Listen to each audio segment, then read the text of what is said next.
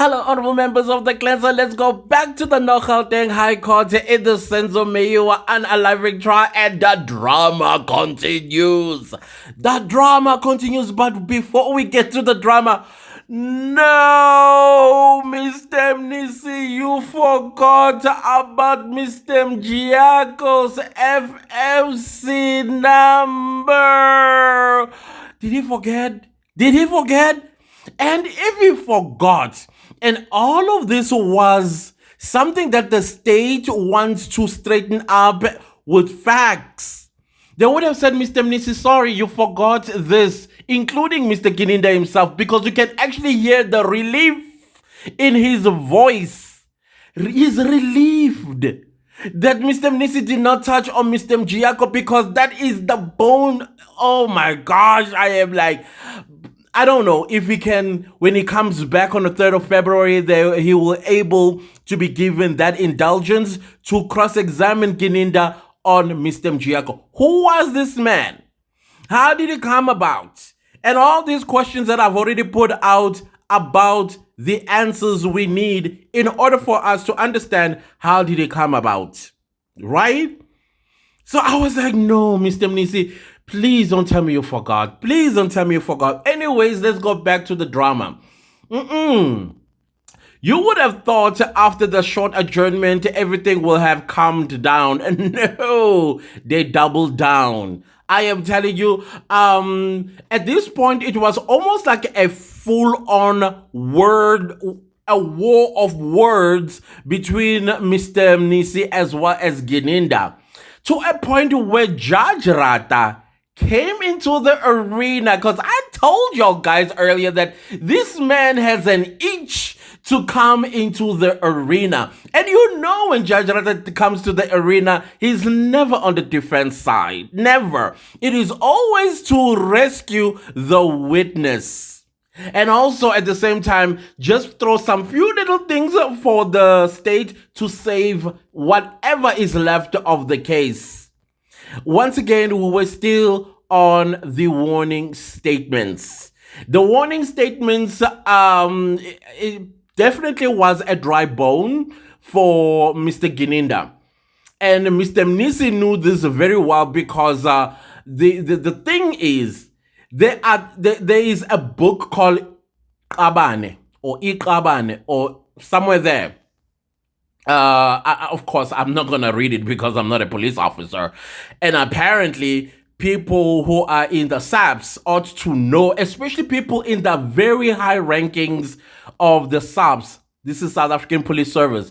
Ought to at least have read this book. And it talks about warning statements. And I don't know why he got excited, this Mr. Gininda, that one of the authors was the person that gave him this particular warning statement. And yet the book talks something different, apparently. And the book apparently speaks about how a confession or how a statement needs to be taken and in what format, and it specifies the format. And yet Gininda is in that courtroom saying, oh, different police stations use different warning statements or form, whatever the case that is. And so it was a bit of a tug of war where Mr. Rata decided to go behind Mr. Gininda and help him pull Mr. Mnisi to the other side to get a home run. It was just so unfair, honestly speaking, how Mr. Rata just came into the arena. Totally unfair. And it gave Gininda so much power, and he almost got drunk of it. But in the other part that actually made me laugh is how Gininda ended up just being quiet throughout, while Mr. Mnisi and the judge were going back and forth. Like, why? And then the judge always has this thing that when he sees that he's caught, and then he goes like, oh yeah, by the way, that case that we read in the beginning of the trial, 1927, I'm like, you know it's 1928, sir. And you know. I think that was for the YouTubers, because some YouTubers call him 1928. Not YouTubers, it's not YouTubers. It is the communities of some YouTubers. They call Rata 1928. So that is why he was like, oh, 1927. I was like, oh, please, sir. Everybody can read right through you. And Mr. Baloy this time around, he was not seated. He just kept objecting and objecting.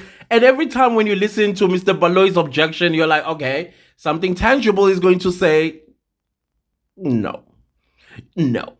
You can just tell that this guy is grasping at straws, Shem, at this point in time.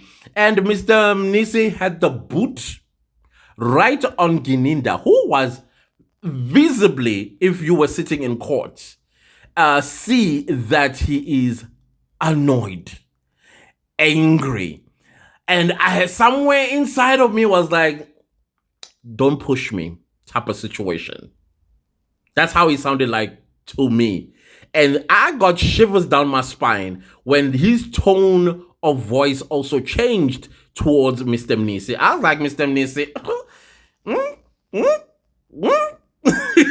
let's be careful here. But Mr. Mnisi, I think as well, probably the reason why he ended up not going to Mr. Mjiyako, because definitely these notes are sitting in front of him. And he asked Gininda for these two assignments that he needed to go and complete. The warning statements as well as the FFC of Mr. Mjiyako. So now why did he turn away from that? Did somebody say, passed him a note, be careful? I don't know. At this point, this entire situation, for me, it is very dangerous, scary. Now that the defense lawyers have to be a little bit careful or cautious, wow, quite interesting. So anyways, guys, then Judge, Mr. Mnisi did conclude his cross-examination of Brigadier Gininda. Basically, the reason why he felt that he had no more questions to ask Mr. Gininda is because Gininda has not read Iqabane. And most of the questions that he had for Mr. Gininda, they were based on that particular book. I also don't think he's never read it. I think he became quite smart that, oh, maybe his questions are based on this book. Let me just say I never read it before, or I'm unaware of the book.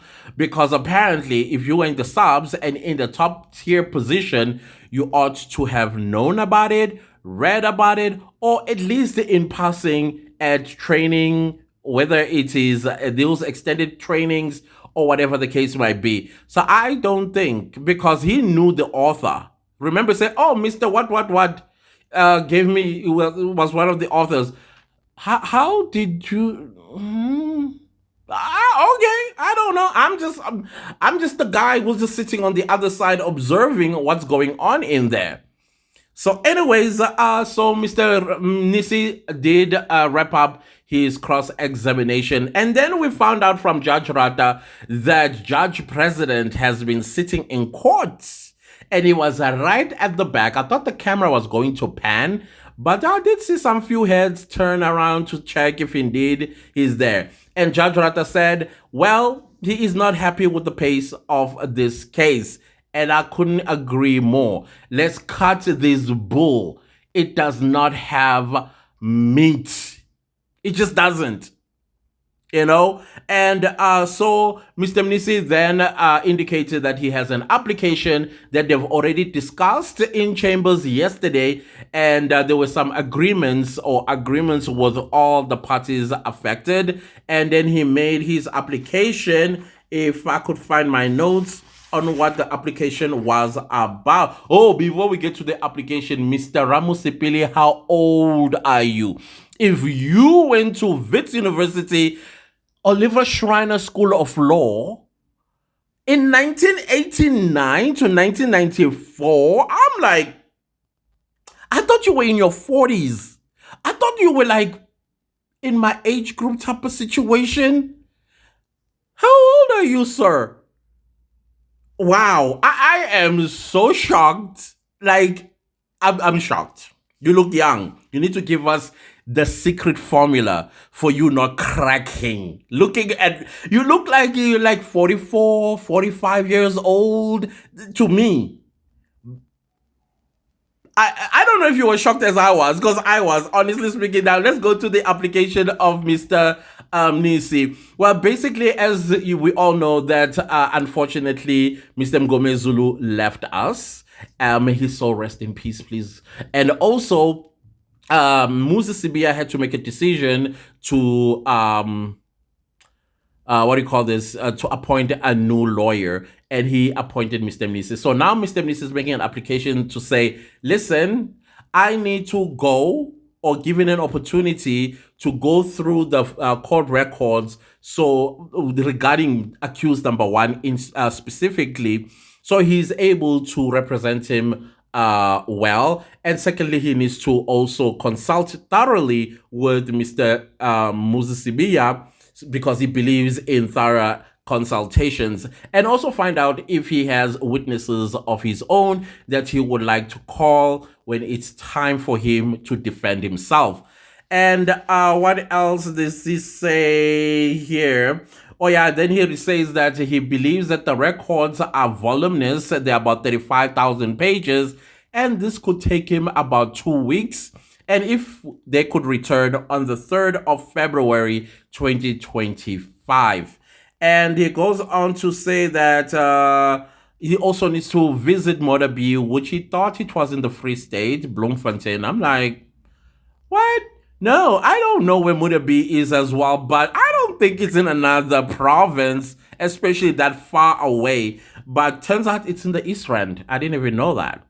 And he says he would like to consult with him by visiting him there in Modabi. And then he says he's unable to cross-examine Brigadier Gininda in respect of his new client, Mr. Moses Sibia. And also that's basically it. That was his application. So Judge Rata wants to know from the rest of the defense if they have any objections, including the state. They all said there was no objection. Mr. Baloy made almost like a heartfelt comment about the unforeseeable things that happened and the loss of Mr. Mngome Zulu. And he feels that the state does not have any objections to Mr. Mnisi's request. Then Judge Rata says that, asked, like, why don't they return a week after, so that Mr. Mnisi can come and reassess the situation, just like they did on the 8th of January. Of course, Mr. Msholo stood up and said, well, anyways, it's not exactly 2 weeks, it's a week. If we come back, this coming Monday will be almost a week, and then that other Monday is the 3rd of February anyways.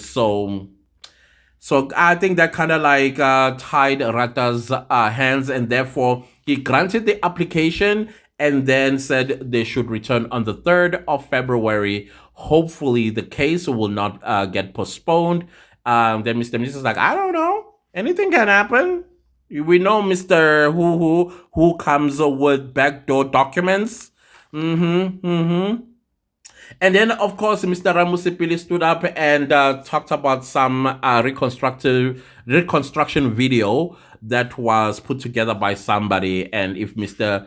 Gininda could get it for him. And then Mr. Gininda, he was like, hey, I know Professor Dugard. I dealt with him at Wits at some point when I was representing the state. And then Mr. Mnisi is like, represent the state? You can't represent the state. He's like, well, as an investigator. Anyways, I was also shocked to hear the judge not knowing that a animal in present tense is hang, but in past tense is hung. But a human being is hanged. Yeah, I was a little bit shocked. Anyways, guys, I think that is it. I don't know if we're gonna see each other during these few days that they've adjourned for, But I'll try my best to come and say what's up. And if any other developments that come through from this case, we'll definitely talk about it. And yeah, thanks, guys. It was a fun 2 days. But today took the cup. Mr. Mnisi was not having it. He was not having it. But somebody slipped him, slided a note to him like, hey, daughter, hey. Anyways, guys, please don't leave this video without liking, sharing, commenting, subscribing, and I'll see you next time with a new video. Goodbye.